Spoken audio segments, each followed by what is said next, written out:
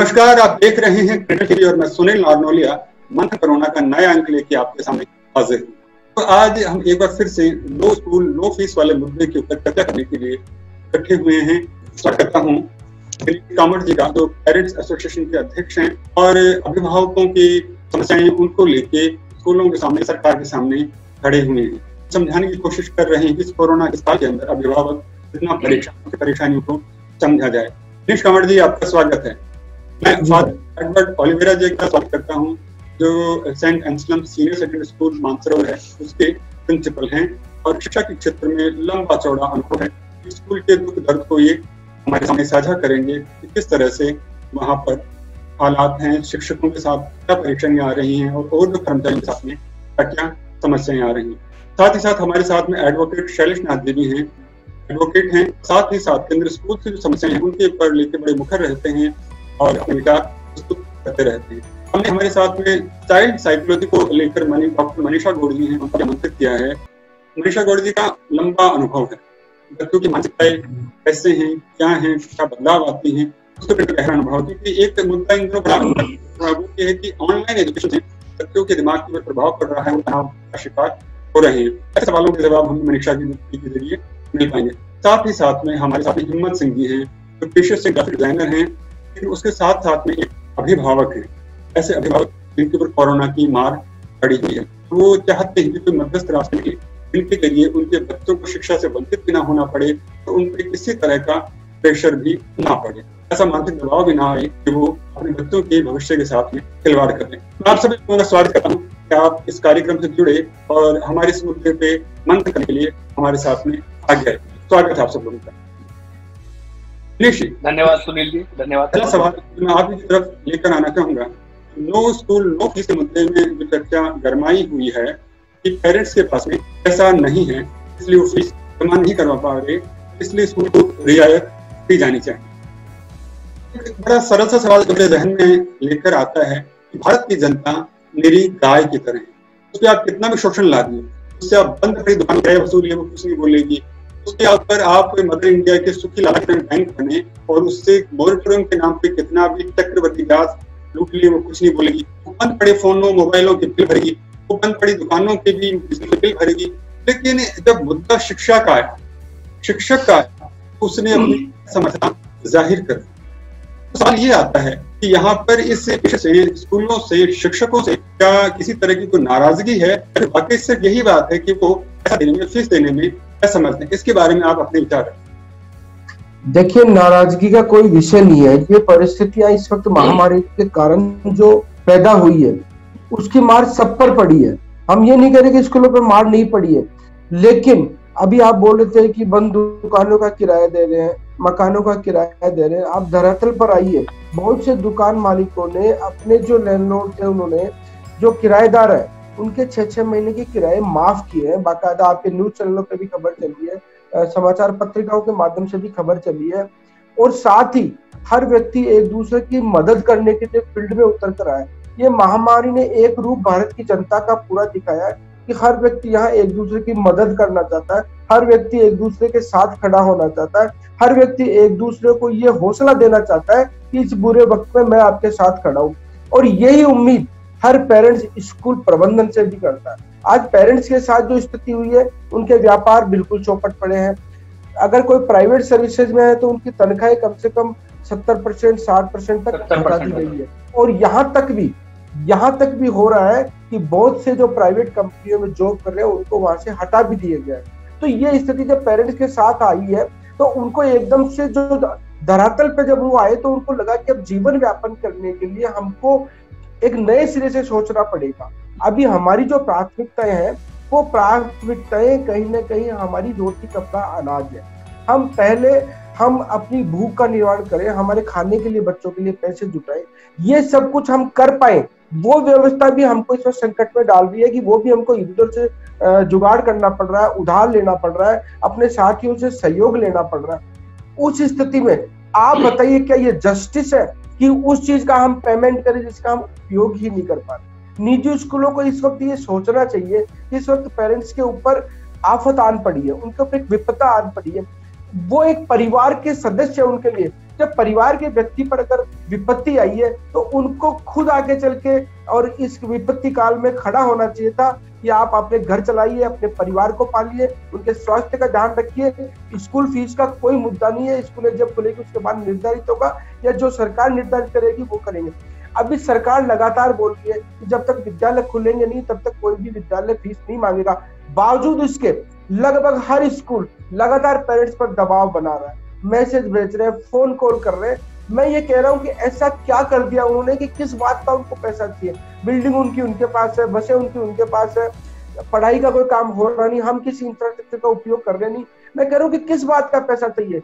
हम अपना जीवन व्यापन करके हम सरकार से कर रहे हैं। और हर व्यक्ति का कहना है कि 2020 कहीं भी कमाने का वर्ष नहीं बचा, ये वर्ष बचा है कि हम अपने आप को सुरक्षित रख के 2021 में कैसे लेके जाए, हम अपने बच्चों के स्वास्थ्य की रक्षा कर पाए, ये हमारी प्राथमिकता रहेगी। हम उनको 2 टाइम का खाना खिला पाए, ये हमारी प्राथमिकता रहेगी। अभी शिक्षा हमारी प्राथमिकता में नहीं आ रही है, इसलिए हम अभी भी कह रहे हैं स्कूल वाले कम से कम अभी भी वक्त है कि अपना बड़ा चेहरा, अपना बड़ा दिल लेकर वो जनता के सामने आए, पेरेंट्स के सामने आए और खुद कहे कि ये हमारे परिवार के सदस्य हैं, इनके ऊपर विपत्ति आई है, हम सारी फीस माफ कर रहे हैं। आगे जब विद्यालय खुलेंगे उसके बाद में एक नए सिरे से हम इस रिश्ते को बनाएंगे, इस रिश्ते को आगे लेके जाएंगे। ये इनको करना चाहिए। जबरदस्ती हमारे ऊपर लगातार प्रेशर कर रहे हैं, टॉर्चर कर रहे हैं। मेरे पास प्रतिदिन 100-150 पेरेंट्स के फोन आते हैं, आज इस स्कूल से फोन आया, इस स्कूल से फोन आया, आज ऑनलाइन क्लासेस के नाम पे हमारे पास दबाव बनाए रहे। ऑनलाइन क्लासेस का फंडा क्या है?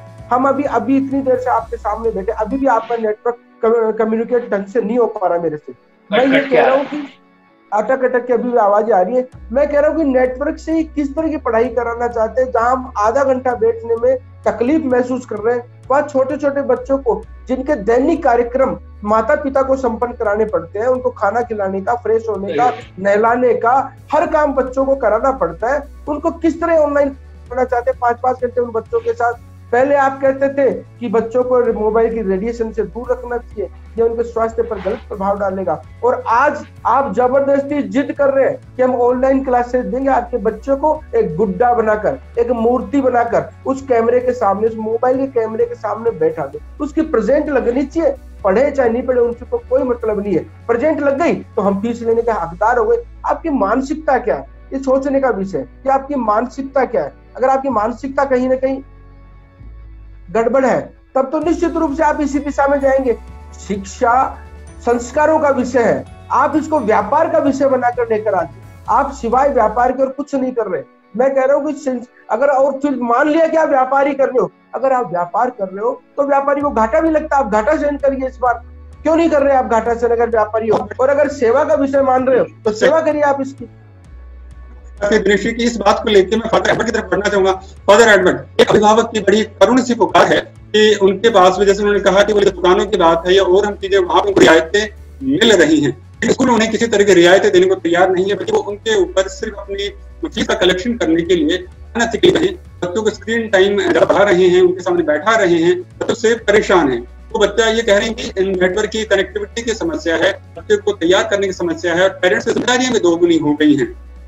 ऐसे केस के अंदर क्या स्कूल को आगे पहल नहीं करनी चाहिए कि वो कुछ रियायतें दे, ऑफर करे, जिससे कि पेरेंट्स के मन में उनके प्रति एक विश्वास पैदा हो और गुरु ब्रह्मा वाली स्थिति पैदा हो? आपका क्या कहना है इस बारे में? सर, आपको मैं ये बताना चाहता हूँ, ये कोई 2 या 3 दिन ही हुए, पूरे 5 महीने हो रहे हैं, और पूरे 5 महीनों से जो है पढ़ाई लगातार चल रही है। ऐसा नहीं है कि पढ़ाई नहीं चल रही है। अगर आप सोच रहे हो कि ऑनलाइन में कुछ नहीं हो रहा, तो अब भी ऑनलाइन में तो कुछ नहीं हो रहा, फिर तो सब कुछ ऑनलाइन में चल रहा है। और जो परिस्थिति के अनुसार, कोई भी ऑनलाइन नहीं चाहता है, लेकिन जो परिस्थिति है उसके अनुसार हम कुछ ना कुछ अपने बच्चों के लिए देने के लिए कोशिश कर रहे हैं। और लगातार हम ये नहीं देख रहे कि फीस मिले ना मिले, वो बात नहीं है। बात यह है कि शिक्षा एक ऐसा संस्था है जिसको हम कभी कम नहीं कर सकते। क्यों कम नहीं कर सकते? क्योंकि हमारी जो उम्र है हो चुकी है, लेकिन बच्चों की उम्र जो है साल या 2 महीना, वो हम अगर निकालेंगे तो 1 साल ही खत्म हो जाएगा। मैं ये बताना चाहता हूं आप लोगों को, स्कूल को कहीं खत्म नहीं किया किसी ने भी। पूरे चाहे किसी भी स्कूल में जाइएगा, वो अपना पूरा भरसक प्रयत्न, क्योंकि जो टीचर हैं वो केवल धंधा नहीं चलाते हैं, वो अपना योगदान देने के लिए टीचर बनते हैं और अपना पूरा योगदान करते हैं। मैं एक बात बता रहा हूं, गवर्नमेंट जानती है, सब जानते हैं, जो शिक्षक हैं उनको कुछ ना कुछ देना चाहिए। और वो शिक्षक हैं जो गवर्नमेंट स्कूल में पढ़ा रहे हैं। कैसे पढ़ा रहे हैं? वो कोई उनके घर नहीं गए, ना स्कूल में कुछ चला, कुछ भी नहीं है, उनकी पूरी तनख्वाह मिल रही है क्या नहीं? और अगर गवर्नमेंट चाहती थी वहां से कुछ देने, उन्होंने कुछ भी नहीं किया, और वो भी अभिभावक के द्वारा ही तो पैसा आ रहा है, वो तो ठीक है। यहाँ पर जो पढ़ा रहे हैं उनको कोई परवाह नहीं कि मिले ना मिले, कैसा हो रहा, क्या हो रहा है। हर स्कूल एक जैसा नहीं है। हमारे काफी स्कूल गांवों में है, हमारे छोटे छोटे शहरों में है, और काफी ऐसे अभिभावक हैं उन्होंने लास्ट ईयर की पूरी फीस जो मार्च में देते तो वो भी नहीं दिया है। तो इसका मतलब है लास्ट ईयर का नहीं मिला, इस साल का मिलने वाला। और हमारे इतने सारे शिक्षक के अलावा आप जानते हो कितने सारे लोग हैं, हमारे एक भी स्कूल में एक ही नौकर को नहीं हटा, चाहे वो स्वीपर हो, कोई भी हो, क्योंकि हर स्वीपर के पीछे, हर नौकर के पीछे एक एक पूरा परिवार है, वो परिवार उनके ऊपर है, और उन लोगों को पैसा नहीं मिलेगा, और वैसे भी उनको कम मिलता है अगर हम नहीं देंगे। और इस समय जो है अगर हम उनको सहायता नहीं करेंगे तो कब करेंगे? तो इसलिए समझौता हमें ये नहीं देखना चाहिए हम ये नहीं देंगे, हम सबको प्रॉब्लम है। प्रॉब्लम किसको नहीं है? हर डिपार्टमेंट में प्रॉब्लम है, और ये ऐसा डिपार्टमेंट है, बहुत ही आवश्यक डिपार्टमेंट है, और ये ऐसा डिपार्टमेंट नहीं है कि आज हमने 100 भेज दिया, नहीं भेज दिया ऐसा। और ये जो हम कह रहे हैं कि कुछ लोग ऐसे, कल भी मैंने देखा, अरे क्या पढ़ा रहे, कुछ नहीं पढ़ा रहे, वो वही बात हो गई। कुछ आदमी क्या करते हैं, घर पर आ कहते हैं मैं कमाता हूं, मेरी वो औरत क्या करती है? कुछ नहीं करती है, और वहां पर कुछ कर दिया, क्या वो प्लेट में खाना क्या ऐसे आ जाता है? वहां पर पूरा काम करना पड़ता है, सुबह से शाम तक काम करना पड़ता है, तब जाकर प्लेट में खाना आता है। उसी प्रकार जो भी वीडियो बनाते हैं, जो भी बच्चों को से बात करते हैं, उनको रात दिन काम करना पड़ता है। ये बात कभी सोचा है क्या आप लोगों ने? ये नहीं कि ये अन्याय हो रहा है एक प्रकार से, पूरे टीचरों को पूरी ये मेरा तनख्वाह मिल रही है, दूसरे और को तो फीस। अब कितने महीने हो गए, इतने महीने से किसी ने कुछ भी नहीं सोचा, बस एक ही बात सोच रहे हम नहीं, आकर देख लीजिएगा, एक एक गांव में जाकर देख लीजिए, पर हमने स्कूल चला रहे, वहां पर परिस्थिति क्या है, परिस्थिति का अवलोकन करने के बाद ही एक कदम उठाने चाहिए, क्या कर रहे हैं। अभी हमारे सामने अमर जी ने बड़ा अच्छा सा प्रश्न उठाया, कहीं कहीं बच्चों को स्क्रीन टाइम ज्यादा बिताना पड़ रहा है, तो उसकी वजह से भी परेशान है। साथ ही साथ के अंदर तो पेरेंट्स की जिम्मेदारियां भी बढ़ गई हैं। पहले लोग तैयार करते थे, तैयार करके स्कूल भेज दिया करते थे, तो उनके जो काम कहें के अंदर आधा जो जोर आ जाया करता था। लेकिन अब बच्चों को घर में ही संभालना भी पड़ता है, टाइम बढ़ा हुआ है। ऐसे केस के अंदर आपको क्या लगता है, जब बच्चों स्क्रीन टाइम बढ़ता है तो उनके ऊपर मानसिक कितना दबाव पड़ता है? क्या कहना है आप इस पर? स्क्रीन टाइम, सबसे पहले तो मैं आपको इस बात से अवगत कराना चाहूंगी कि स्क्रीन टाइम किस बच्चे के लिए या किस उम्र में कितना होना चाहिए। ऐसा है कि जो बच्चा 1 साल तक के बच्चे के लिए तो screen time, there is no screen time, उनको नहीं होना चाहिए। स्क्रीन टाइम से मतलब है कि अगर वो वीडियो कॉल कर रहे हैं कभी कभार, तो इट इज ओके कि उनको वीडियो पे किसी से बात करा दी, दिखा दी। 1 ईयर के बच्चे के लिए ठीक है। अगर बच्चा 1 से 5 साल तक की उम्र में होता है तो उस वक्त बच्चे का screen time should be just less than 1 hour, 1 घंटे से कम उसका समय होना चाहिए स्क्रीन टाइम, और साइकोलॉजिकली वो पॉजिटिव इफेक्ट डालता है। और अगर बच्चा 5 साल से ऊपर है, 5 to 10 years की एज में, तो उनका screen time should B 1 hour, 1.5 hour, 1.5 घंटा। और 10-11 साल की उम्र के बाद के जो बच्चे हैं उनका स्क्रीन टाइम 2 hours होना चाहिए। बच्चे हो चाहे बड़े हो, कोई भी व्यक्ति हो, screen time should B 2 hours। And हमें ये ध्यान रखना चाहिए कि हम उसको 2 घंटा ना होने दें, उसके बराबर होने दें। लेकिन और इसके लिए आई थिंक जो ह्यूमन राइट्स है उन्होंने भी कुछ चीजें निकाली है, स्कूल्स के लिए रूल्स दिए हैं कि स्क्रीन टाइम किस बच्चे के लिए कितना होना चाहिए। तो दे हैव टॉक्ड अबाउट कि प्री प्राइमरी के लिए 30 मिनट्स की क्लास होनी चाहिए। प्राइमरी जो क्लासेस हैं उसके लिए 1st से 8th तक के लिए जो ऑनलाइन सेशंस होने चाहिए वो सिर्फ 3 सेशंस होने चाहिए, that should be about 30 to 45 minutes. वो 2 घंटा मतलब मैक्सिमम ले सकते हैं। और 9 to 12th के लिए 4 सेशंस होने चाहिए and each session should be between 13 to 45 minutes. अब जैकेलॉन हॉस्पिटल जो SMS मेडिकल कॉलेज का पीडियाट्रिक डिपार्टमेंट है, उन्होंने भी ये स्टडी करवाई उनके पास जो बच्चे आए। तो there is a frequent complaint, क्योंकि मैक्सिमम अभी सारे बच्चे ऑनलाइन स्टडी कर रहे हैं। ठीक है, ऑनलाइन स्टडीज चल रही है तो कम से कम आपका बच्चा बैठ के पढ़ तो रहा है, दिस इज समथिंग पॉजिटिव।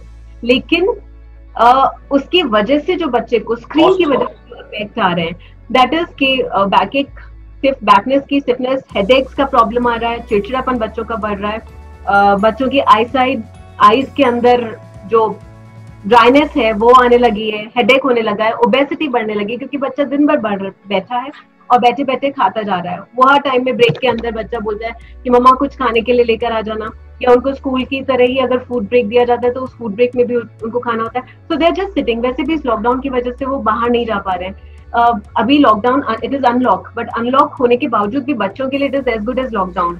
क्योंकि ना वो अपनी स्पोर्ट्स एक्टिविटीज के लिए जा पा रहे हैं, ना वो स्कूल अटेंड कर पा रहे हैं, ना कोई और फिजिकल एक्टिविटी।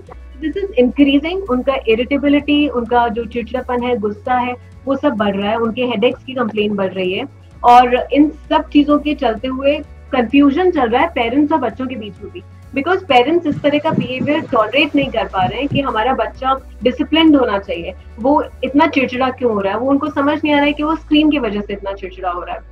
छोटे बच्चों के लिए स्क्रीन टाइम चलो 3 घंटा कुछ चल रहा है कि 3 आवर्स का स्कूल अटेंड कर लिया, बट जो बच्चे अडोलेसेंस, मतलब जो बच्चे 9th 10th में 11th 12th में, उनका screen time almost entire day चल रहा है। वो आधा दिन, मेरे पास बहुत सारे बच्चे आते हैं, अभी कल जो मेरे पास बच्ची आई उसके फादर ने बोला कि इसके ऊपर कहीं बर्डन तो नहीं पड़ रहा है।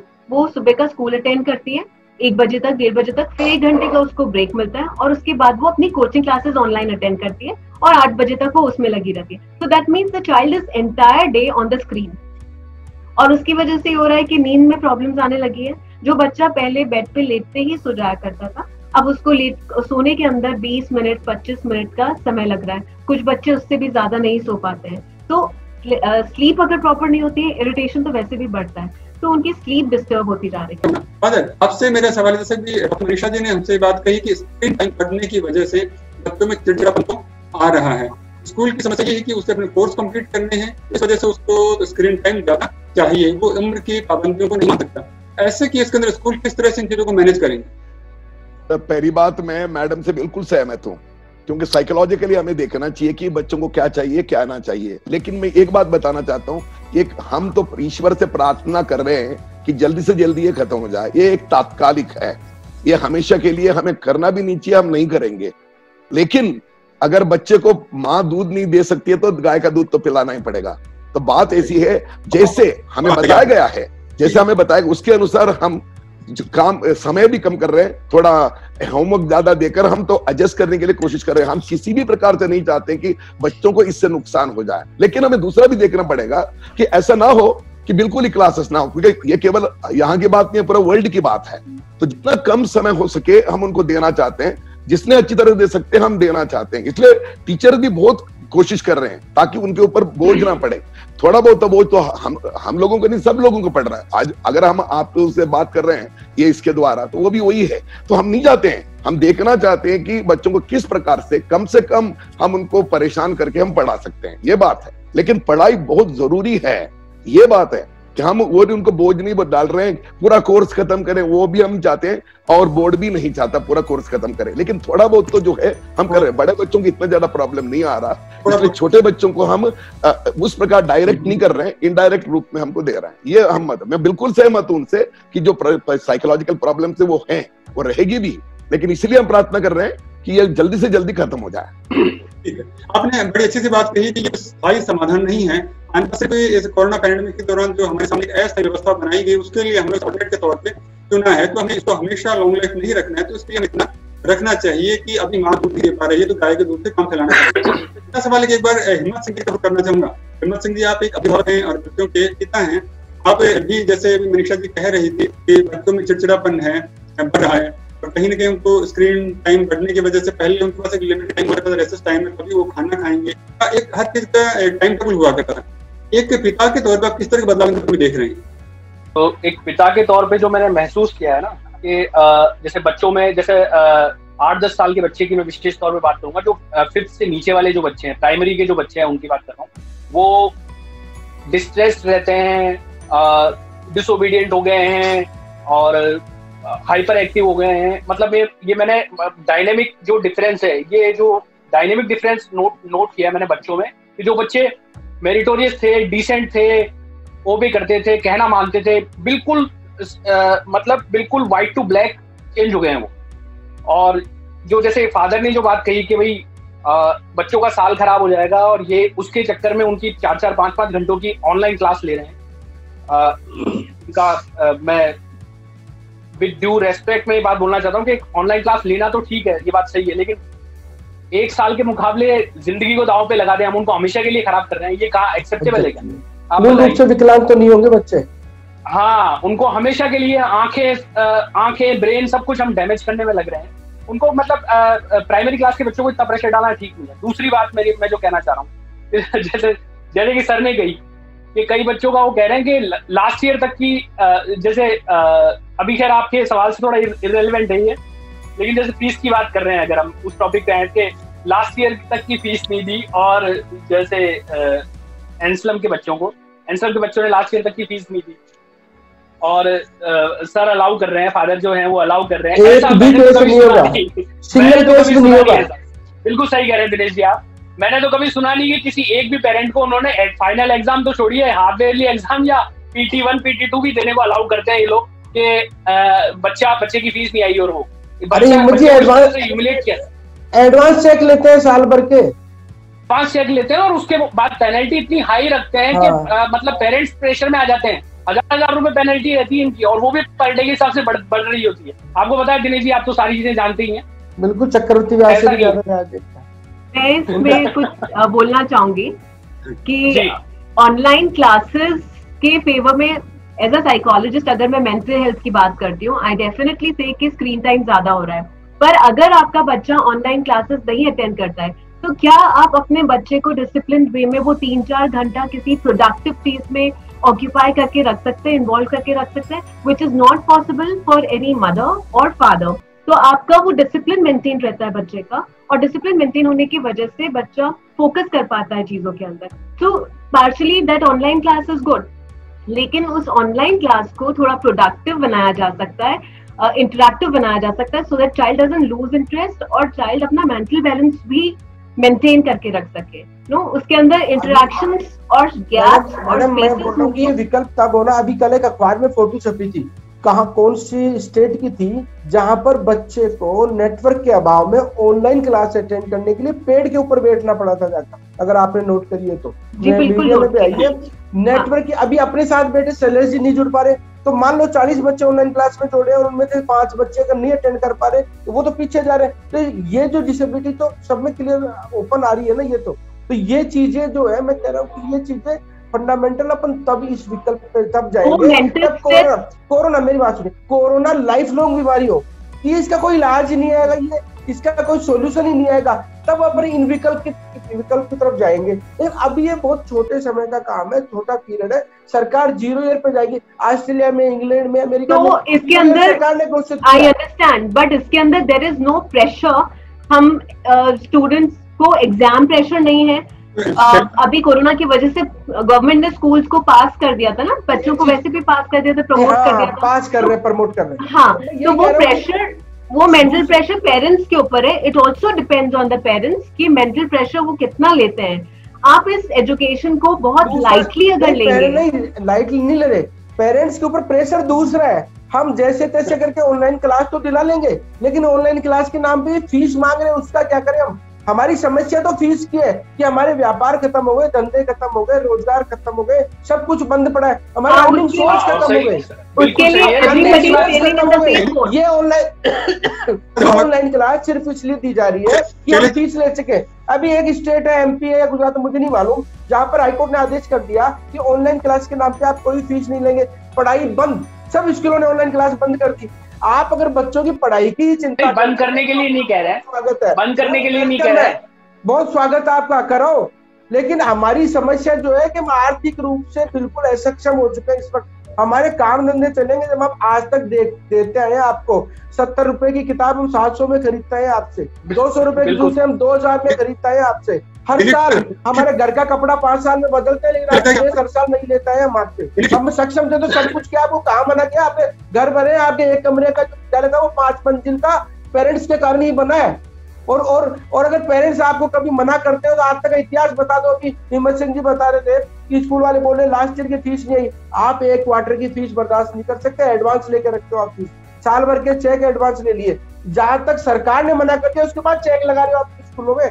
अगर आप बड़प्पन दिखाना चाहते हो, बच्चों के एजुकेशन की चिंता है, तो स्कूल की यूनियन आ गए, सारे स्कूल प्रबंधन आ गया है और घोषणा करे कि हम ऑनलाइन क्लासेस देंगे और फ्री ऑफ कॉस्ट देंगे। हम तब मानेंगे आप शिक्षा और सेवा के लिए कर रहे हो, आप व्यापार के लिए शिक्षा कर रहे हो। आपके पूरे तो शुद्ध बिल्कुल आप शिक्षा सिर्फ व्यापार के लिए कर रहे हो आप। और व्यापारी हो तो घाटा खाना भी सीखो, घाटा खाना सीखो परिस्थिति में। घाटा तो व्यापार में मेरे ख्याल से 20 साल में पहली बार मैं बोल रहा हूँ, हलवाई घर बैठा है, कैंटीन वाले घर बैठे हैं, टेंट वाले घर बैठे हैं, मिनी बस वाले घर बैठे हैं, पिक्चर हॉल वाले घर बैठे हैं, जिम वाले घर बैठे हैं। हर आदमी घाटा खा के बैठा है, तो आप हमारा खून क्यों चूसना चाहते हो? फिर हम तो वैसे ही मरे हुए, आप मरे हुए से और मांस नोचना चाहते हो आप हमारा। हम अपना घर चलाने में तो दिक्कत महसूस कर रहे हैं और ऊपर से आपको और दे, हमारे गले में पानी की बूंद आएगी तो आपको भी देंगे अब, लेकिन हम तो खुद प्यास से घूम रहे हैं अभी। हमारी तो खुद की प्यास नहीं मिट रही, जीवन के लिए जो 2 बूंद चाहिए वो नहीं मिट रही, हम आपको कहां से देंगे? हमारी समस्या तो ये है, बच्चा 1 साल नहीं पढ़ेगा, आगे पढ़ लेगा और पढ़ लेगा। 1 साल की पढ़ाई से उसको बहुत ज्यादा भविष्य में फर्क नहीं पड़ेगा। ये जो आप आडम्बर कर रहे हैं ना, बच्चा पीछे हो जाएगा, बेस डाउन हो जाएगा, कुछ नहीं होता। हम भी पढ़ के आए हैं, सब कुछ पढ़ के आए हैं, ऐसा कुछ नहीं है कि भाई कोई पढ़ाई नहीं होती है। ये जो आप भ्रम फैला रहे हो ना पेरेंट्स के अंदर कि बच्चा पढ़ाई से दूर हो जाएगा, वो हो जाएगा, बच्चे को इस वर्तमान परिस्थिति में खेल कूद से मानसिक रूप से स्वस्थ है, इसको जाना जरूरी है। क्या बताइए, जैसे आपसे सवाल ये था कि सरकार की जिम्मेदारी नहीं बनती, वो टैक्स सरकार बिल्कुल सबसे बड़ी, मैं सॉरी बीच में डिस्टर्ब कर रहा हूँ, सबसे बड़ी जिम्मेदारी सरकार की है कि वो दोनों पक्षों के बीच में है। और सरकार 40,000 करोड़ का बजट है शिक्षा का राजस्थान सरकार का इस बार का, 40,000 करोड़ का। सरकार अगर 500-600 करोड़ निजी राजस्थान की फीस कितनी है साहब? बिल्कुल यही सर्विस। हाँ, ये मेरा कहना है कि राजस्थान के टोटल प्राइवेट स्कूल जितने भी हैं, 34,692 स्कूल हैं, उनके टोटल जो पैसे हैं अगर जोड़े जाएं फीस के, तो वो होते हैं 3,600 करोड़। आपदा के समय में हम अभिभावक, शिक्षक और स्कूल मैनेजमेंट ये तीनों लड़ रहे हैं आपस में और पूरे शिक्षा के माहौल को खराब कर रहे हैं। और जिसको इसकी ड्यूटी निर्वहन करनी चाहिए थी कि बीच में आकर के बोलते हैं कि भाई हम सभी शिक्षकों की तनख्वाह हम देंगे निजी स्कूलों की, इस समय आपदा का समय है। और 3600 करोड़ कितने होते हैं? अगर आपको 50,000 करोड़ का पैकेज मिला है प्रत्येक स्टेट को, तो 3600 करोड़ रुपए अगर आपने शिक्षा में दे दिया, निजी शिक्षा में, क्योंकि आपकी गवर्नमेंट की खुद की जिम्मेदारी है कि जब उसका अभिभावक, जो बच्चे का अभिभावक है, अगर वो गरीबी की रेखा के नीचे आ गया है, किसी कारण से अगर गरीबी की रेखा के नीचे आ गया है, तो दिनेश जी भी मानेंगे इस बात। बिल्कुल कि अभी आपकी पोजीशन, आप खुद दिनेश जी कह रहे हैं कि इनके पास पैसे नहीं है, और ये कैसे मान ले रहे हैं कि 3 महीने बाद इनके पास पैसे आ जाएंगे, जबकि अभी भी कोरोना के केसेस रोज बढ़ रहे हैं। बिल्कुल, इस साल पैसे अभिभावक के पास नहीं आएंगे साहब, नहीं आएंगे ना दिनेश जी? मैं गलत कह रहा हूँ दिनेश जी? बिल्कुल नहीं आएंगे ना? कहाँ से आएंगे? व्यापार चलेगा ही नहीं तो कहाँ से आएंगे? आपको ये भी पता, राजस्थान की निजी स्कूल एवरेज फीस पता होगी ना साहब? आपके अभिभावक के आप देते होंगे ना? एवरेज 5,000-6,000 के करीब 500 एवरेज फीस आएगी वार्षिक। 60,000 70,000 देखो अलग अलग एवरेज स्कूल है, एवरेज की फीस की बात कर रहा हूँ मैं बता रहा हूँ 34,692 स्कूल हैं राजस्थान में, और उनकी वार्षिक फीस जो अभी लास्ट सर्वे हुआ है 6,400 रुपए आ रही है एवरेज। मैं आपको बता रहा हूँ। और 500 रुपए महीने। शैलेश जी, उन स्कूलों की तो बात ही, ये बात उन स्कूलों की है जिनकी 50,000 से ज्यादा फीस है। एग्जैक्टली, फीस तो उनको भी नहीं मिल रही है ना, फीस तो उनको भी नहीं मिल रही है। तो बात ही नहीं सर, उन स्कूलों की तो फीस अफोर्डेबल है, और मेरे ख्याल से पेरेंट्स भी इतने परेशान नहीं हो रहे। आप मेरी बात सुन ले, मेरे डेटा को सुन ले, उसके बाद मैं बताता हूँ कि हम बात करें 90 लाख अभिभावकों की कि नहीं करें, ये बताएं साहब। 90 लाख अभिभावकों की बात करें हम? गलत है कहना? नहीं, आप सिर्फ उन अभिभावकों की बात कीजिए जो परेशान है। 90 लाख में 9 लाख, हाँ वही बता रहा हूँ, 90 लाख में 9 लाख को छोड़ दीजिए, 10% को छोड़ दीजिए, बाकी 90% परेशान है। उनके पास पैसे नहीं है, या बिजनेस उनका अच्छा नहीं चल रहा है, अच्छी फीस देने के काबिल नहीं है। हर कोई हर लेवल पे परेशान है साहब। इसका मतलब क्या है? सरकार को बीच में आके मदद नहीं करनी चाहिए? शिक्षा और स्वास्थ्य सरकार की जिम्मेदारी है। मैं तो ये कह रहा हूँ, सरकार जिस तरह सिंह में 35 करोड़ रुपए में विधायक खरीद रही, वो पैसा दे दो स्कूल वालों को। सर सबसे पहले ये मैं बताना चाहता हूँ, सबसे पहले मैं अवगत कराना चाहता हूँ हमारे भाई साहब को कि हमारे जो सोसाइटी है, पूरे राजस्थान में जो स्कूल हैं, पूरे सेंट एंसलम स्कूल जैसे नहीं है। हमारे स्कूल में ऐसे जगह पर भी हैं जहां पर ट्राइबल बच्चे भी पढ़ रहे हैं। हमारे स्कूल छोटे छोटे जगह पर भी हैं, ये शायद इनको पता नहीं है, ये केवल सोच रहे हैं कि सेंट एंसलम इधर है उधर है कि सेंट, ऐसी बात नहीं है। तो वहां पर भी पढ़ाई चल रही है, वहां पर भी किसी भी शिक्षक को नहीं निकाला, वहां पर भी किसी भी, ये बात है। और वो ज्यादा है, 80% वो स्कूल हैं, ये बिल्कुल 20% या 5% है, तो उनकी प्रॉब्लम है। वहां पर हम बिल्कुल नहीं देख रहे हैं। इनको तो केवल लग रहा है कि सेंट एंसलम ये इधर एक सेंट एंसलम है, वो बात नहीं है। बहुत सारे हमारे 150 से भी ऊपर स्कूल हैं, वो सब गांवों में चल रहे हैं, और वो अभी भी चाहे इंग्लिश मीडियम हो, हिंदी मीडियम में चल रहे हैं, वहां भी शिक्षक पढ़ा रहे हैं। वहां पर अगर कुछ भी नहीं मिलेगा, वो आगे नहीं बढ़ सकते। ये प्रॉब्लम है। हम ये नहीं कि कोई किसी को पहले लेकर रखते हैं पूरे साल को, कोई नहीं देते हैं ऐसा। और मैं जो सच बता रहा हूं, कई स्कूलों में, बहुत सारे स्कूलों में पिछले साल को जो मार्च में देना था उन्होंने नहीं दिया। तो आप सोचो, वो भी नहीं मिला, ये भी नहीं मिला, हम टीचरों को भी रखें और पढ़ाई भी कराएं और वहां पर जो काम कर रहे हैं उनको भी काम कराएं, ये नहीं हो सकता सर। ये बात सोचना चाहिए कि ये बात वो नहीं कि हम किसी के ऊपर बोझ डाल रहे हैं, ये एक न्याय की बात है। न्याय अगर उन टीचरों को मिल रहा है जो टीचर आप कह रहे गवर्नमेंट टीचर हैं, तो इन टीचरों को मिलना चाहिए, चाहे कम से कम आधा तो हो। अगर ऐसी परिस्थिति ना आए तो कुछ भी ना मिले और बच्चों की पढ़ाई ना हो, पढ़ाई हम नहीं करें, परिस्थिति सबकी एक जैसी है। परिस्थिति चाहे केवल यहाँ पर, पूरे वर्ल्ड में ऐसा है, लेकिन केवल यहीं पर ऐसा हो गया कि हम कुछ भी नहीं देंगे। आप नियोक्ता हो, उनके आपकी जिम्मेदारी है उनको सैलरी देने की। हाँ, हमारी जिम्मेदारी है, लेकिन जिम्मेदारी तभी निभा सकते हैं जब जिनको देना उनको देना है। जो फीस दे रहे हैं तो उनको देना चाहिए। तुम अपना फीस अंदर रखोगे और नहीं दोगे, जिम्मेदारी सब कहाँ आती है? मर्सिडीज से उतरने लग जाता है। देखो कितने कितनों के पास कौन से मर्सिडीज है सर? मर्सिडीज में आप घूम रहे हैं। कमाए, एक साल संकट की घड़ी, आप दीजिए उनको पैसा।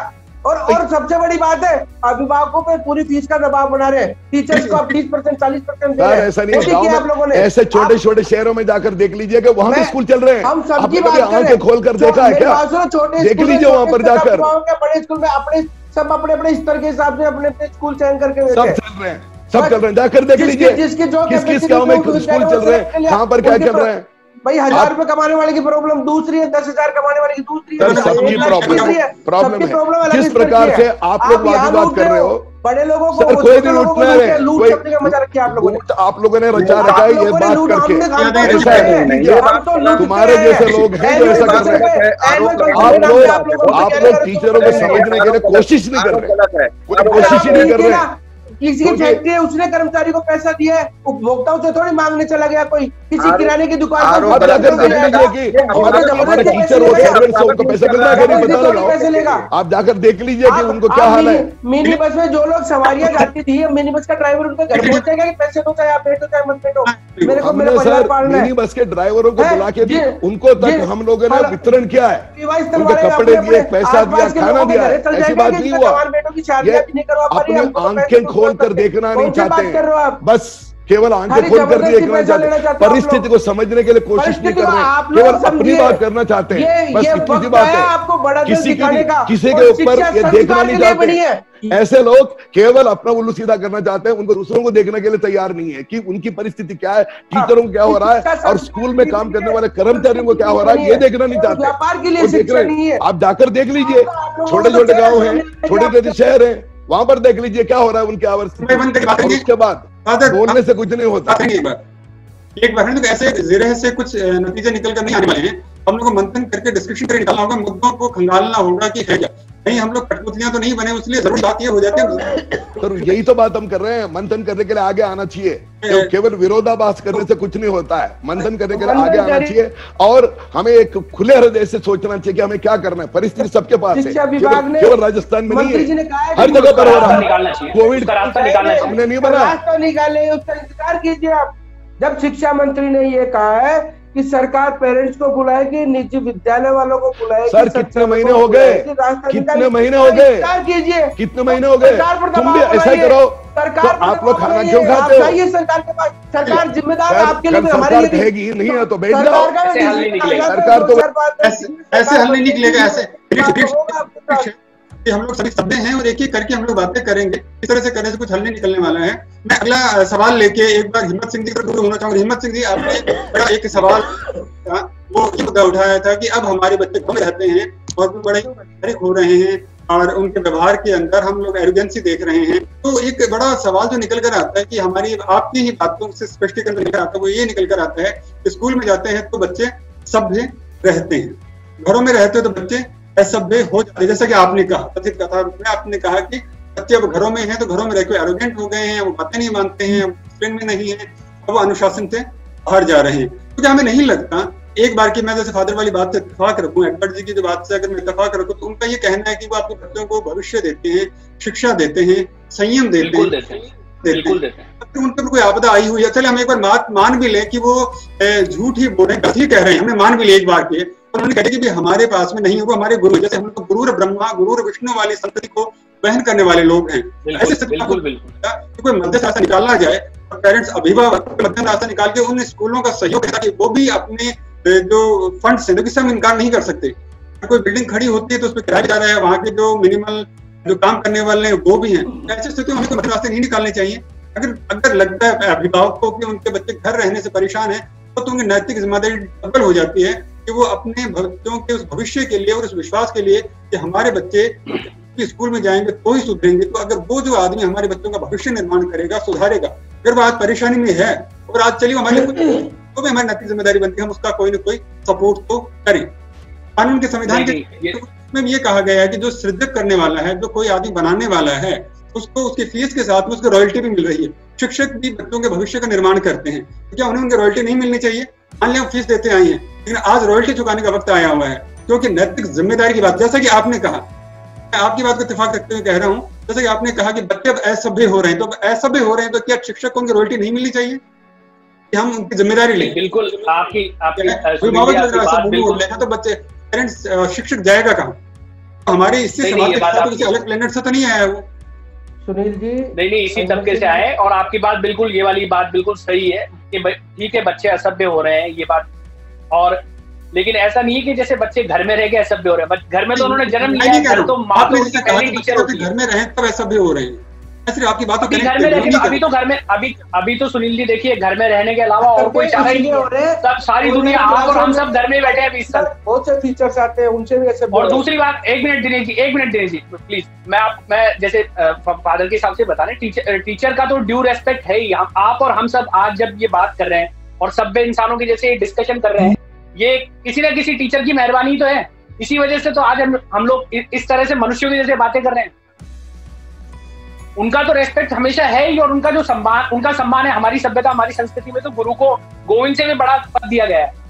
तो उस गोविंद के जैसा आचरण करने की उनसे उम्मीद कर रहे हैं हम, थोड़ी सी, और कुछ नहीं कह रहे हैं। ऐसा नहीं कह रहे हैं कि वो साहूकार या व्यापारी के जैसा आचरण करे, गोविंद के जैसा उनका सम्मान है ना हमारे मन में और विद्यार्थियों के मन में, और जैसा आदर्श बनने की हम उनको उनके पास अपने बच्चों को भेज गए, जैसा आदर्श बनने की हम उनसे अपेक्षा करते हैं, और जैसा आदर्श और नैतिकता की जो शिक्षा देने की हम उनसे उम्मीद करते हैं, उसका थोड़ा सा प्रतिशत उनसे उम्मीद कर रहे हैं, हाथ जोड़ के निवेदन कर रहे हैं उनसे, उसका थोड़ा सा प्रतिशत, थोड़ा सा बड़ा दिल वो दिखा दें बस।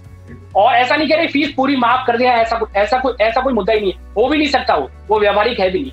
थोड़ा सा उसमें रियायत करने की बात चल रही है मेरे हिसाब से, मैं कह रहा हूँ। बाकी तो खैर मैं एक आम पेरेंट के हिसाब से कह रहा हूँ कि मेरे हिसाब से ऐसा होना चाहिए कि उसमें वो जितना भी रियायत कर सकते हैं। जैसे हम लोगों की 70% सैलरी कट पे चल रहे हैं हम लोग, तो ऐसा थोड़ी कह रहे हैं कि उनके 100% कर दें, और बस उस पर जितना कंसेशन वो कर सकते हैं उतना कर दें। और ऐसा भी नहीं है कि उसका भार टीचर्स पे आ जाए, क्योंकि सर देखिए, टीचर्स तो हमारी तरह सब नॉर्मल 15-20 हजार कमाने वाले सब लोग हैं। उनकी सैलरी कट करके हमको नहीं चाहिए, उनकी आत्मा दुखा के नहीं चाहिए। हम आपसे ही एक्सपेक्ट करते हैं, बीइंग फाइनेंशियली सो स्ट्रांग, क्या आप लोग 1 साल 30 सालों से 40 सालों से आपका इंस्टीट्यूशन चल रहे हैं, 1 साल आपका डाउन आया है, सर आपकी ये मॉरल ड्यूटी नहीं बनती कि आप उस साल को बियर करें और थोड़ा सा बड़ा दिल दिखाते हुए उस चीज को मत करें। मेरी ये रिक्वेस्ट है बस आप लोग। ठीक है। मैं दिनेश जी की तरफ सवाल करूँ। दिनेश जी, फादर ने एक बड़ी अच्छी सी बात कही कि हम लोग इस बात के तैयार हैं कि मध्यस्थ रास्ते निकाले, जो पेरेंट्स फीस जमा नहीं करवा पा रहे हैं वो हमारे पास में आए, हम उनकी सहायता करेंगे। लेकिन सवाल यहाँ पर ये भी है कि वो लोग जो फीस पे कर सकते हैं, तो क्या उनको भी के साथ फीस जमा नहीं करवानी चाहिए? देखिए सुनील जी, कि घर के झगड़े में बाहर वाले की एंट्री तभी होती है जब दोनों व्यक्ति आपस में बात नहीं कर रहे, उनके बीच में कम्युनिकेशन नहीं है। अगर स्कूल प्रबंधन आगे आता तो पेरेंट्स ना तो सड़कों पर आता, ना सरकार के पास जाता।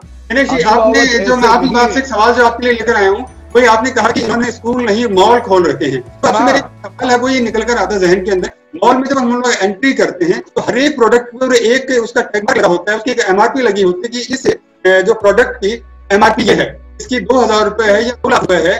तो और वो जो क्रेता जो आया है, जो सामान को खरीदने के लिए आया है, उस पर किसी प्रकार का कोई दबाव बताइए फिर इस तरह से कैसे करेंगे? मैं बोल रहा हूँ कि मेरा स्तर है कि मैं 50,000 रुपए फीस पे कर सकता हूँ महीने की, ठीक है, और मैंने उस मॉल में प्रवेश किया और उस मॉल के अंदर में मेरे स्तर के हिसाब से मैंने अपनी खरीदारी कर ली। समस्या क्या होती है, अगले साल ये जो मॉल है ना, इन मॉल की बात कर रहा हूँ मैं। मेरा इस तरह 50,000 का था, मैंने 50,000 तो एडमिट कर लिया। अगले साल मेरी सैलरी बढ़ती है 10% है, और इस मॉल की सैलरी जो कीमत है वो बढ़ती है सीधी 25%, 30%। ये जो लूट है इसके हम खिलाफ है। अब ये कहते हैं मॉल में हम गए हैं तो हम जो रेट लगा हुआ था वो रेट बढ़ जाती है, बाद में बढ़ जाती है तो किसने हाथ पकड़ रखा है? दूसरी जगह चले जाइए, किसी ने हाथ नहीं। फिर बोल रहा हूँ मैं, यही तो बोल रहा हूँ कि इन्हीं मोनोपोलीज का तो आप फायदा उठा रहे हो। ये वक्त आने वाला है, आपके मुंह से ये लफ्ज निकलना बंद होंगे। अभी परिस्थितियां क्या है कि ग्राहक ज्यादा हो तो दुकानदार की मनमर्जी चलती है, और जिस दिन ये ग्राहकों की लाइन टूट जाएगी ना, ये दुकानदार उधार भी देंगे, डिस्काउंट भी देंगे, कम भी करेंगे, सब कुछ करेंगे। अभी क्या है कि स्टेटस के चक्कर में पेरेंट्स दौड़ रहे हैं, इसीलिए आप लोगों का दिमाग 7वें आसमान पे है। ये नीचे आएगा धीरे धीरे, मैं ये कह रहा हूँ बिल्कुल नीचे जा रहा हूँ। ये माल को छोड़ के आप यही तो कह रहा हूँ, पेरेंट्स केवल जयपुर सिटी में नहीं है, सरकार ने दूसरे छोटे-छोटे गांव में, सरकार ने विश्वविद्यालय खोले ना, केवल जयपुर सिटी में केवल पेरेंट्स नहीं है। आपको बता रहा हूँ, काम चल रहा है, मैं आपको बता रहा हूँ, आपने ग्राहक मान लिया। पेरेंट्स केवल यहाँ आपका ये सारा भ्रम दूर हो जाएगा। एक दिनेश जी, हाँ शैलेश जी आप बोल रही। मैं ये कह रहा, मेरा 2-3 चीज कहना है। इनकी बातें बहुत अच्छी है इनकी कि पेरेंट एक ग्राहक है और वो बंद हो जाएगा, सारी स्कूलें बंद हो जाएंगी, भ्रम दूर हो जाएगा, कल हम शिक्षा जगत को बर्बाद कर देंगे। ये बेसिकली क्या है कि पूरे एजुकेशन सिस्टम को, स्कूल एजुकेशन सिस्टम को पंचर करने की तैयारी हो। यहाँ कोई ये बात नहीं कर रहा है कि चलो हम लोग सब मिलकर सरकार के पास चलते हैं, इस समस्या का निदान चाहते हैं। ये निदान नहीं चाहते, ये समस्या बरकरार है। मेरे को बोल लेने दीजिए, मैं बताता हूँ। मंथन का मतलब ये था कि हम ये मंथन करें कि हम ये ऐसे चलें, इस समस्या का निदान। ये क्या एक दूसरे पे आरोप लगाने का कि ये एडिडास का जूता बेच रहा है, ये पैसे लूट रहा है। भाई लूट रहा है तो उसके लिए जांच एजेंसियां बैठी हैं, जांच करने दो उनको, मैं पहले भी बोल चुका हूँ। दूसरा, मंथन किया जाता है निदान निकालने की। निदान सरकार करेगी क्योंकि सरकार की जिम्मेवारी है शिक्षा की। सब कुछ कर सकती है तो सरकारी स्कूल बहुत अच्छे चलते हैं। बता रहा हूँ, मैं समाधान बता रहा हूँ, आप सुन लें, आप खुद ही सहमत होंगे उससे। मैं ये कह रहा हूँ कि इस समय एपिडेमिक एक्ट लगा हुआ है, इस समय महामारी चल रही है। सरकार को कभी भी ये नहीं कहा गया कि आप निजी स्कूलों के कोई पैसे दें। सरकार हमेशा से weaker section of the society की मदद करती आ रही है, पैसे भी देती है। RT में बच्चे भी पढ़ते हैं, सरकारी स्कूल में भी बच्चे पढ़ते हैं। सरकारी स्कूल का खर्च आता है 10,000 रुपए प्रति बच्चा, हमारे स्कूल का आता है 6,400 रुपए। मैं ये सिर्फ ये कह रहा हूँ कि महामारी के समय जब इमरजेंसी आई हुई है, जिस इमरजेंसी में मजबूरी में ऑनलाइन शिक्षा देनी पड़ रही है, मोबाइल ना चाहते हुए भी बच्चे के हाथ में देना पड़ रहा है, या आप ही दे रहे होंगे अभिभावक के नाते, मजबूरी है। ये एक ऑल्टरनेटिव रेमेडी है जो टेम्परेरी लाई गई है। आपको घर में बैठाया गया, आपकी तनख्वाह काटी गई, 30% आप अभी भी काम कर रहे हैं मेरे ख्याल से, क्योंकि आप जानते हैं कि कुछ समय के लिए है। इस समय महामारी का समय है, इस समय है समय निदान ढूंढने का। निदान ढूंढना क्या है? निदान ये ढूंढना है कि अभिभावक, शिक्षक और स्कूल वाला, इन तीनों के बीच में रिश्ते ना बिगड़े। रिश्ते क्यों बिगड़ रहे हैं? एक के पास पैसा नहीं है, दूसरे के पास पैसे के बिना काम नहीं चल सकता, उसकी तनख्वाह नहीं जा सकती, उसके शिक्षक रोज उसके सर पे खड़े हैं, वो उनसे पैसा मांग रहे हैं। इस समय अगर आपदा के समय आपने सुना होगा हमारे प्रधानमंत्री जी ने 20 लाख करोड़ रुपए दिए। ये किस लिए दिए जाते हैं? हमेशा दिए जाते हैं? नहीं दिए जाते, ये दिए जाते हैं आपदा के समय। तो आपदा के समय जब 3600 करोड़ रुपए की बात हो रही है कि इतनी ही तो फीस हो रही है, इसमें सभी टीचरों की तनख्वाह, पूरे 9 लाख टीचर, 3 लाख स्टाफ राजस्थान के, आप उनको देखो ना, आप स्कूल को छोड़ दो, स्कूल को क्यों देखते हो? अब आते हैं समाधान पे। समाधान क्या है कि ये जो शिक्षक बैठे हैं, 9 लाख परिवार बैठे हैं, ये जो 3 लाख स्टाफ बैठा है, ये जो ट्रांसपोर्टर्स बैठे हैं, ये सब लोग घर बैठे हैं, इनके पास कोई रोजगार अभी नहीं है। ये कोई सब्जी बेच रहा है, ये कोई और दुकानें कर रहे हैं। ये लोग अगर इसको छोड़ के चले गए, इस ट्रेडिशन को, आपको पता है सरकारी स्कूल का टीचर जो है 70 से 80 हजार रुपए तनख्वाह लेता है, और प्राइवेट स्कूल का टीचर 20,000 रुपए तनख्वाह लेता है, और उससे 4 गुना अच्छी पढ़ाई कराता है। ये बात भी आपको पता होगी शायद अभिभावक के नाते, ठीक है? अंग्रेजी की क्लास 5 की किताबें नहीं पढ़ सकते। हमारे यहाँ अच्छे शिक्षक की बात कर रहा हूँ जो सरकारी स्कूल में 1.5 लाख रुपए तनख्वाह लेते हैं, वो 5th क्लास की किताबें पढ़ के बच्चों को नहीं बता सकते।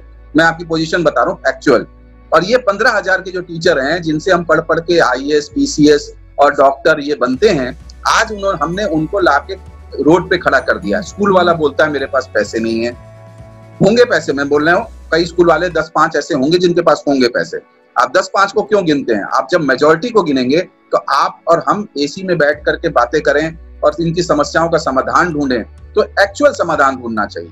ये इतने लोग 15,000 लोग जो बैठे हैं, ये बताइए आपके हिसाब से समाधान जो है वो बताइए आप। संविधान ये है कि जैसे सरकार आरटी में शिक्षा के अधिकार में लिखा हुआ है कि weaker section of the society को सरकार फ्री में पढ़ाती है, उसका पैसा स्कूलों को देती है डायरेक्ट।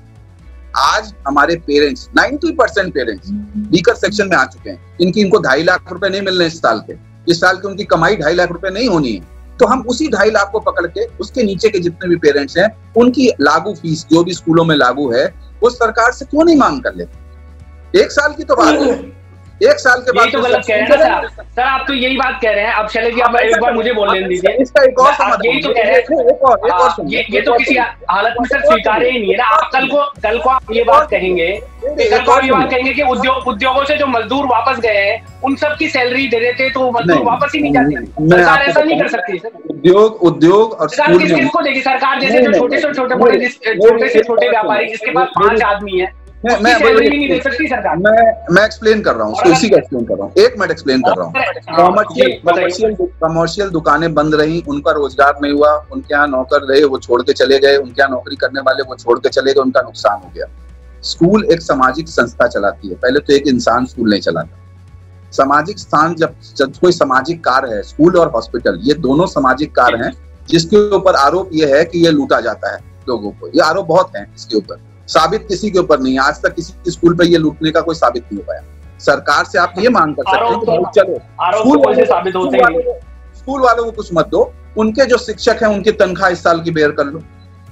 तनख्वाह की तो बात है, यही तो बात कह रहे हैं सर। जब जो संस्था आप संस्था कह रहे हैं ना, इसको ये व्यापारिक प्रतिष्ठान तो नहीं है, ये संस्था। कोई संस्था जो 30 साल से 40 साल से 50 साल से प्रतिष्ठित है, बहुत बढ़िया चल रही है, 1 साल जो कभी भी मैंने किसी स्कूल इंडस्ट्री में कभी भी डाउनफॉल नहीं देखा। सुनील जी मेरे साथ सहमत होंगे और दिनेश जी भी सहमत होंगे कि स्कूल इंडस्ट्री इकलौती ऐसी है कि हर साल बच्चे पैदा होते हैं और हर साल ग्रोथ पे है वो। उस 30 साल से 50 साल से मैंने तो जन्म लिया तब से देख रहा हूँ कि वो जो इंडस्ट्री जो 30 साल अनंत काल से ग्रोथ में चल रही है। सर एक सेकंड, लेट मी फिनिश। बड़े शहर में नहीं है father please let me finish. तो जो इतने सालों से अनंत काल से ग्रोथ पे चल रही है, उस इंडस्ट्री में 1 साल ऐसा जो पूरे वैश्विक स्तर पे चल रहा है, 1 साल ऐसी कोई महामारी आ गई है, उस साल उस इंडस्ट्री को बियर नहीं करना चाहिए। फायदा और नुकसान क्या व्यापार का हिस्सा नहीं है? आप व्यापारी तो कर रहे हैं ना। आप लोग 50 रुपए की किताब आप लोग 500 रुपए में बेचते हैं, ये व्यापारी तो है। मनीषा जी, हम लोग देख रहे हैं कि अभिभावक और शिक्षक आमने सामने हो रखे हैं। हम अच्छे से जानते हैं कि कोरोना कोई ऐसी बीमारी नहीं है तो जो कि जिंदगी रहने वाली है। इसी वक्त कहा था कि टीबी का भी इलाज नहीं है, तो जाहिर सी बात है कि सब इलाज होगा। कैंसर का इलाज नहीं बताते थे, कैंसर का भी इलाज एक स्टेज तक नजर आता है। जाहिर सी बात है आने वाले दिनों के अंदर कोरोना का तो इलाज मिल ही जाएगा, 100% मिलकर ही रहेगा। सवाल ये निकल आता है इस संक्रमण काल के दौरान शिक्षक और अभिभावक के बीच के रिश्ते खत्म हो गए, अगर इस तरह का द्वेष अगर पैदा हो गया, ऐसे अवसाद वाली स्थितियां आ गई, अगर ऐसे अलगाव वाली स्थितियां आ गई, तो आने वाले समय के अंदर हम नैतिक अवधारणाओं को, नैतिक भविष्य की क्या आशा रखते हैं? आपको लगता है कि उस वक्त बच्चे अपने शिक्षकों की इज्जत कर पाएंगे या फिर अभिभावक अपने गुरुओं की इज्जत कर पाएंगे और शिक्षकों के मन में अपने अभिभावकों और बच्चों के लिए इज्जत? नहीं लगता कि एक दूसरे के लिए सारी इंडस्ट्री मॉल हो जाएगी, एक दूसरे के लिए दुकानदार और सामान वाला सामान होगा? आप इस बारे में साइकोलॉजी स्तर पर? बिल्कुल आप ठीक बोल रहे हैं, क्योंकि जैसे जैसे जनरेशन चेंज होती जा रही है वैसे वैसे जो रेस्पेक्ट का ऑर्डर है वो भी खत्म होता जा रहा है। साइकोलॉजिकली एक तो वो फियर जो है, पहले आप लोग भी सब जानते होंगे कि हमारे पेरेंट्स के साथ क्या रेस्पेक्ट का लेवल था कि पापा अगर आवाज लगा रहे हैं तो खड़े होना है, बड़े बैठते नहीं है, उससे पहले हम नहीं बैठेंगे। लेकिन आजकल बच्चा बेड पे लेटा ही शायद अपने माता पिता से भी बात कर लेता है और गुरुजनों को भी वो मन किया तो नमस्कार किया, नहीं तो नहीं किया। अभी कल परसों मैं अपनी बेटी की ऑनलाइन क्लास, जब उसको कंप्यूटर सिखाया जा रहा था तो सुन रही थी, तो वो सोचते सोचते मुझे यहाँ पे हंसी आ गई। उसको क्लास में टीचर सिखा रही थी कि कंप्यूटर पे ऑनलाइन जब हम काम करते हैं तो उसके नेटिकेट्स होते हैं, और यहाँ नेटिकेट्स कहीं नजर नहीं आ रहे थे। एटिकेट्स की किसी अगर एक व्यक्ति को बोलना है तो वो वेट करे दूसरे व्यक्ति के रुकने का, और अगर उसको कुछ बोलना है तो अपना हाथ ऊपर करे कि हाँ मुझे बोलना है, चांस दिया जाए। तो अगर ये चीज पेरेंट्स भी फॉलो नहीं करेंगे और टीचर्स के साथ इस तरह से रहेगा। So if I talk about the psychological balance, mental balance, उसके अंदर पेरेंट्स का भी उतना ही रोल होता है जितना टीचर्स को होता है। बच्चा आधा दिन स्कूल में होता है, अभी का सिचुएशन छोड़ दीजिए, और आधा दिन अपने घर पे है। एंड अभी हिम्मत सिंह जी ने कहा था कि mother is the first teacher. I would say mother और फादर दोनों, क्योंकि बच्चे का जो रोल मॉडल होता है वो घर में पेरेंट ही होता है। If it is a boy, वो अपने फादर को देखकर बड़ा हो रहा होता है, फॉलो करता है। वो अगर गर्ल है तो अपनी माँ को देखेगी, फीमेल को देखेगी। एंड एग्जैक्टली, तो अगर वो चीज घर में नहीं है, अगर बच्चा सारा दिन, हम स्क्रीन टाइम की बात कर रहे हैं, हम ऑनलाइन की बात कर रहे हैं, अगर हम पेरेंट्स को देखें आजकल बहुत सारे मेरे पास ऐसे लोग आते हैं, वो आके कंप्लेन करते हैं, वाइफ्स आके कंप्लेन करती है मेरे हस्बैंड के पास टाइम नहीं होता, ऑफिस से आने के बाद भी वो व्हाट्सएप पे बैठे रहते हैं। या हस्बैंड कंप्लेन करता है कि हम बैठते हैं, मैं रूम में जाता हूँ, वाइफ मोबाइल पे यूट्यूब चला रही होती है, कुछ और कर रही होती है। तो जहाँ वो लोग अपने आप को इतना ज्यादा इन्वॉल्व करके रख रहे हैं ऑनलाइन, व्हाट्सएप पे, स्क्रीन पे, सोशल मीडिया पे, तो हाउ कैन यू एक्सपेक्ट, आप बच्चे से कैसे एक्सपेक्ट कर सकते हो कि वो ये सब चीज नहीं करेगा।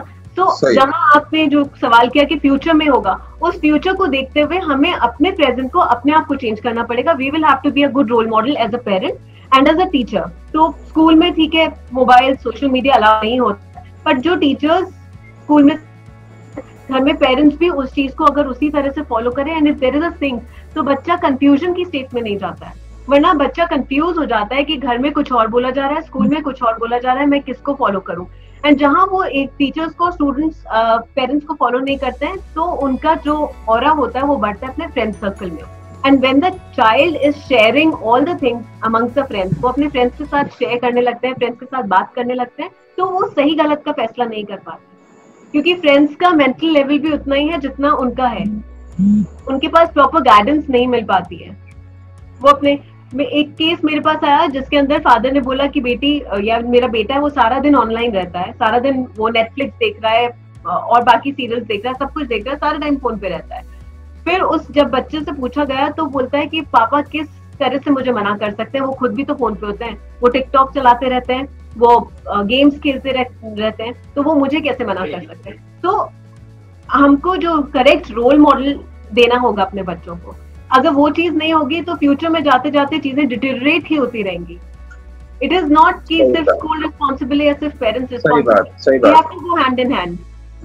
दोनों को बराबर चलना चाहिए। मेरी केवल एक प्रार्थना है सर, मेरी केवल एक प्रार्थना है कि गवर्नमेंट या अभिभावक जो भी हैं विश्लेषण करें, ना केवल बड़े शहरों में, छोटे शहरों में भी जो इसको विश्लेषण करके देखें कि वहां की परिस्थिति क्या है।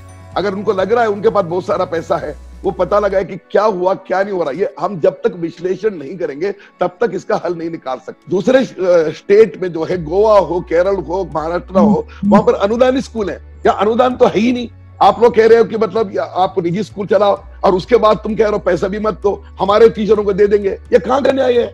ये तो तुम अनुदान नहीं दे रहे हो, दूसरे स्टेट में दिया जा रहा है, भारत में ही, और उसके बाद आप कह रहे हो कि तुम चलाओ। तुम चलाने के बाद चाहे छोटा हो बड़ा हो उसको नहीं मिले तो कोई बात नहीं, और अपने टीचरों को दे रहे हो। और यहां तक कि सेंट्रल स्कूल वाले ना केवल ये कर रहे हैं कि पेनल्टी भी लगा रहे हैं। तो यहां पर शुरू से ही हमने कम किया तो भी नहीं है। तो ये बात नहीं होना चाहिए कि हम नहीं देंगे बाद में देंगे। बात होनी चाहिए सरकार को भी, अभिभावकों की, एक हल निकाला जाए। इसके लिए हम विश्लेषण करें, एक एनालिसिस करें, what is happening really. You find out from school to school what is happening. Is this school having, ये पढ़ाई कर रहे हैं क्या, ये पढ़ाई, ये अभिभावक के जो संतुष्ट है क्या, उसके बाद देख लीजिए। और उसके बाद अभिभावक को कह दीजिए कि जो हो सकता है उतना तो दे दो। ये नहीं कि बिल्कुल बंद कर दिया बाद में दिया जाएगा, वो क्या भूखे मरेंगे।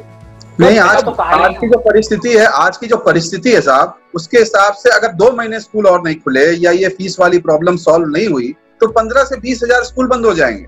और ये 15 से 20 हजार स्कूल क्वालिटी स्कूल्स हैं गांव के, ये वो बंद हो जाएंगे स्कूल। और ये बच्चों का ही नुकसान होगा, ये किसी और का नुकसान नहीं होगा। मजबूरी में उनको सरकारी स्कूल में जाना पड़ेगा। अगर ये ऐसा चाह रहे हैं कि नहीं गांव के सारे स्कूल खराब हैं और ये जो बंद हो जाए अच्छी बात है, तो बंद कर लो आप, नुकसान बच्चे का होगा। सरकारी टीचर को चिंता नहीं होती बच्चे को पढ़ाने की, प्राइवेट टीचर्स को होती है। उनको पूरी तनख्वाह मिलती है, प्राइवेट टीचर्स को तनख्वाह नहीं मिली है। अगर ये नीचे लेवल पे जाएं, एक्चुअली अगर ग्राउंड लेवल पे चेक करें तो इनको पता चलेगा कि ये हो क्या रहा है। यहाँ पे वो स्कूल्स बंद हो चुके हैं, वहां पे ताले लग चुके हैं, वहां का स्टाफ छोड़ के दूसरे काम करना शुरू कर दिया है। ये टीचर्स अगर गांव के लौट के नहीं आएंगे तो क्या सरकारी टीचर्स पढ़ाएंगे अच्छा? अगर वो अच्छा पढ़ाते तो इनकी जरूरत ही कहाँ थी साहब। मुझे लग रहा है कि समय की सीमाएं मुझे क्या रही कि मैं इस शो को नहीं विराम, क्योंकि हमारा उद्देश्य, हमारी इच्छा हमेशा यही रही है कि सौहार्द पैदा किया जा सके, एक दूसरे के साथ में रहा जा सके, समाज के अंदर स्वच्छता पैदा की जा सके। इसी आशा और विश्वास के साथ आप सब लोगों से मैं जरूर चाहूंगा, और आप सब लोग इस कार्यक्रम से जुड़े और कुछ गुत्थियां सुलझाई, कुछ नई गुत्थियां बनाई, उसके लिए बहुत बहुत आभारी हूँ आपका। थैंक यू, धन्यवाद। Thank you sir, thank you, धन्यवाद, धन्यवाद।